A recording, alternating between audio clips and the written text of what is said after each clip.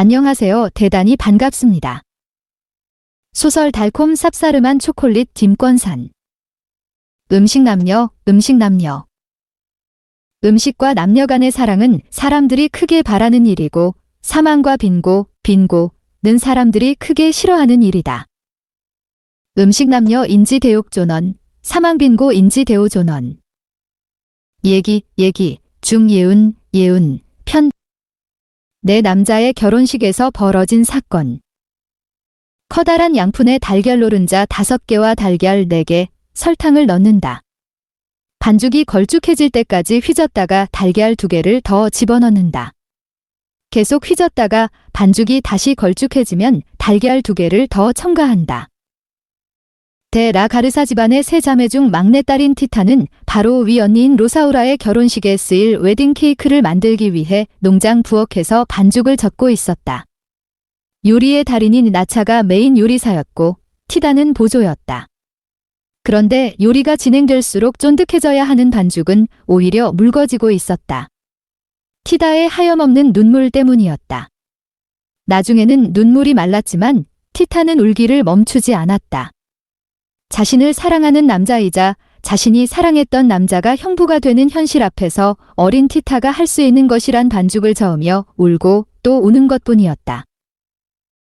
제업, 엄마의 고집으로 언니와 결혼한 첫사랑 -1부 영화 달콤 쌉싸름한 초콜릿 중. 형부가 될 페드로는 티타의 남자였다. 16살의 티타는 1년 전 크리스마스 저녁, 페드로를 처음 만났을 때를 잊지 못했다.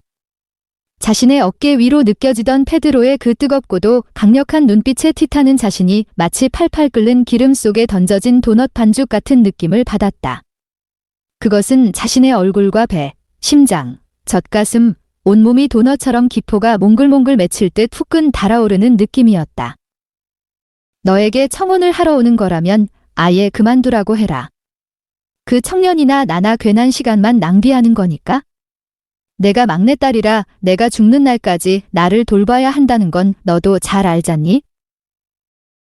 라 가르사 집안에서는 복종 이외에 그 어느 것도 용납되지 않았으며 마마 엘레나는 그 전통의 수호자였다. 일찍이 과부가 되어 세 자매를 홀로 키우니 강인하고 고집센 여자는 농장의 지배자였으며 딸들이 자신의 지시에 토를 다는 것조차 용납하지 않는 여자였다. 어머니와 언니는 청혼을 가로챘다. 마마 엘레나는 티타에게 청혼하러 온 페드로에게 단호한 어조로 이 가문의 전통을 말하며 티타의 언니인 로사우라와의 결혼을 제안했다. 티타에 대한 사랑을 결코 포기할 수 없었던 페드로는 마마 엘레나의 제안을 받아들였다. 그것만이 티타와 가까이 있을 수 있는 유일한 방법이기 때문이었다.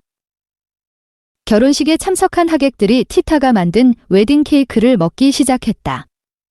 그 순간 이상한 광경이 결혼식장을 덮쳤다. 케이크를 먹은 모든 사람들이 그리움과 슬픔에 빠져들기 시작한 것이다. 마마 엘레나도 예외가 아니었다. 사람들은 흐느끼기 시작했다. 그리고 곧 괴이한 식중독 증세가 나타났다. 모든 하객들은 옛사랑을 그리워하며 화장실로 달려갔다. 모두가 화장실에 들어갈 수는 없었다. 사람들은 마당에서 토하기 시작했다. 로사우라 역시 웨딩드레스가 구토물 범벅이 되는 것을 감수해야만 했다. 웨딩 케이크를 먹고도 멀쩡한 사람은 오직 티타 한 사람뿐이었다. 제업, 엄마의 고집으로 언니와 결혼한 첫사랑 -1부. 무액. 왜 이런 현상이 일어났을까? 티타의 음식에는 괴상한 특징이 있는데 그 음식을 먹는 사람들에겐 티타의 감정이 그대로 전염되는 전염 증폭을 일으키기 때문이다. 알몸으로 집을 뛰쳐나간 언니의 사연. 손가락을 찔리지 않도록 주의하면서 장미꽃잎을 최대한 조심스럽게 떼어낸다. 가시에 찔리면 아프기도 하지만 꽃잎에 피가 스며들면 요리 맛이 변할 뿐만 아니라 위험한 화학 반응을 일으킬 수도 있다. 농장의 요리사 나차가 죽었다. 집안 여자 중에서 티타가 농장의 공식 요리사가 되었다. 평생 결혼하지 못하고 어머니를 돌봐야 하는 티타는 적임자였다. 티타는 스페인 식민지 전 시대부터 대대로 내려오는 요리 비법의 마지막 계승자가 되었다. 티타는 부엌이 좋았다. 나차와 함께 요리하는 시간을 사랑했고 무엇보다도 부엌만이 마마 엘레나의 감시와 구박으로부터 벗어날 수 있는 유일한 공간이기 때문이었다. 재업, 엄마의 고집으로 언니와 결혼한 첫사랑 -1부. 티타가 농장의 요리사 된 지 1년이 되었을 때 페드로는 티타에게 분홍 장미꽃을 선물했다. 임신 중인 로사우라는 자신의 남편이 자신이 아닌 티타에게 꽃을 선물하는 것을 보고 울음을 터뜨리며 거실을 뛰쳐나갔다. 마마 엘레나는 대노했다. 그리고 티타에게 그 꽃을 버리라고 명령했다. 티타가 장미꽃을 가슴에 꼭 끌어안은 채 부엌으로 들어왔을 때 원래 분홍색이었던 장미꽃은 티타의 손과 가슴에서 흐른 피로 붉게 물들어 있었다. 티타는 도저히 그 꽃을 쓰레기통에 버릴 수 없었다. 그때 죽은 나차의 목소리가 또렷이 들려왔다. 티타는 자신의 피가 묻은 그 꽃으로 나차에게 배운 전통 요리를 만들기로 했다. 메추리의 털은 산채로 뽑아야 했다. 끓는 물에 메추리를 담그면 고기 맛이 떨어지기 때문이다.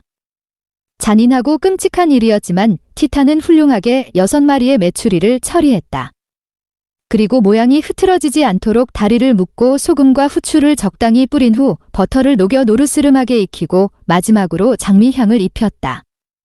황홀한 음식이 만들어졌고 무엇보다도 마더니 헤르트루디스에게 믿지 못할 변화를 일으켰다. 헤르트루디스는 다리에서부터 올라오는 후끈한 열기를 느꼈으며 몸의 가운데 부분이 간질거려 의자에 제대로 앉아 있을 수도 없었다. 헤르트루디스는 정말로 몸이 불편해 보였다. 온몸이 땀범벅이었다. 그녀의 몸에서 흐르는 땀방울은 분홍빛이었으며 그윽하고 달콤한 장미향을 풍겼다. 몸의 열기를 식혀야 했다. 헤르트루디스는 샤워실로 달려갔다. 그러나 그녀의 몸에서 뿜어져 나오는 열기로 샤워기에서 떨어지는 물줄기는 몸에 닿기도 전에 증발해버렸고 끝내는 나무 판자로 만든 샤워실마저 불이 붙었다. 헤르트루디스는 열기를 감당하지 못하고 벌거벗은 채로 샤워실을 뛰쳐나왔다. 얼마 전 마을 광장에서 보았던 자신과 눈을 마주쳤던 젊은 장교가 떠올랐다. 헤르트루디스는 순식간에 음탕한 생각에 지배당했다. 그녀는 온몸에서 장미향을 뿜어내며 나체로 달리기 시작했다. 실오락이 하나 걸치지 않고 강렬하게 반짝이는 머리카락을 허리춤까지 늘어뜨린 헤르트루디스는 천사와 악마를 반반씩 섞어놓은 모습이었다. 가녀린 얼굴과 순결한 처녀의 육체는 눈과 땀구멍에서 미친 듯이 뿜어져 나오는 열정이나 관능과는 선명한 대조를 이루었다. 냄새에 이끌려 말을 타고 달려온 젊은 장교 후안의 눈에 헤르트루디스가 보였다.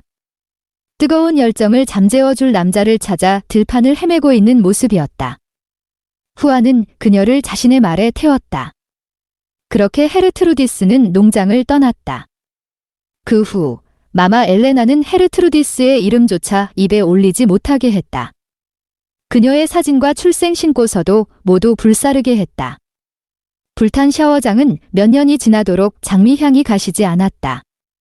그리고 티타는 자유를 쟁취한 언니를 위해 매년 장미 꽃잎을 곁들인 메추리 요리를 만들었다. 처녀의 젖에서 나온 젖. 칠면조는 잡은 지 이틀 뒤에 깨끗이 씻은 다음 소금을 뿌려서 삶는다. 제대로 키우기만 하면 칠면조 고기도 맛있을 수 있다. 심지어 훌륭한 맛을 내기도 한다. 깨끗한 사육장에서 충분한 옥수수와 물을 줘서 키우면 그런 맛을 얻을 수 있다. 티타는 자신의 조카이자 페드로와 로사우라의 첫 아들인 로베르토의 세례식을 축하하는 파티 음식을 준비하고 있었다. 로베르토는 로사우라의 아들이기보다는 티타의 아들에 가까웠다. 티타가 받아냈고 티타가 젖을 먹여 키웠다.